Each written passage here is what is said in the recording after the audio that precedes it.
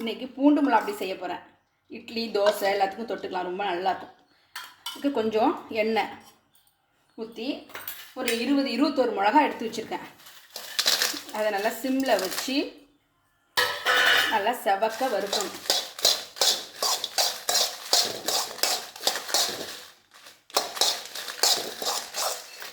நல்லா செவக்க வறுக்கணும். நல்லா இன்றைக்கி எப்படி நல்லா நிறம் மாறிட்டு வருங்க. அதை கருப்பாயிட கூடாது, நல்லா செவக்க நல்லா பொரிஞ்சு வர மாதிரி நல்லா வறுக்கணும். பச்சை வாசனை போயிடணும் அந்த மிளகாயில். நல்லா வறுபட்டுட்டு இதை நல்லா கொஞ்சம் நேரம் ஆற வைக்கணும். நல்லா ஆறிடுச்சு.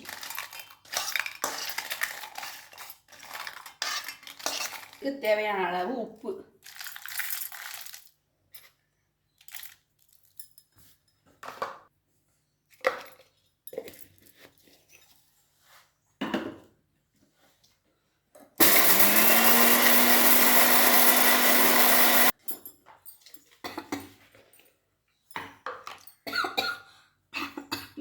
மிக்சியில் ஒரு ஓட்டிட்டு வந்து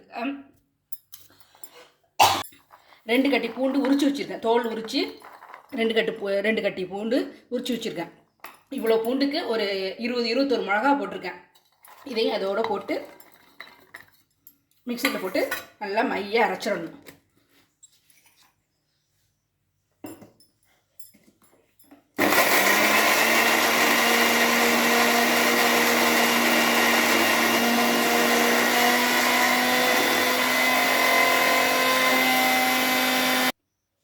பூண்டு மிளகாய் அப்படியே ரெடி.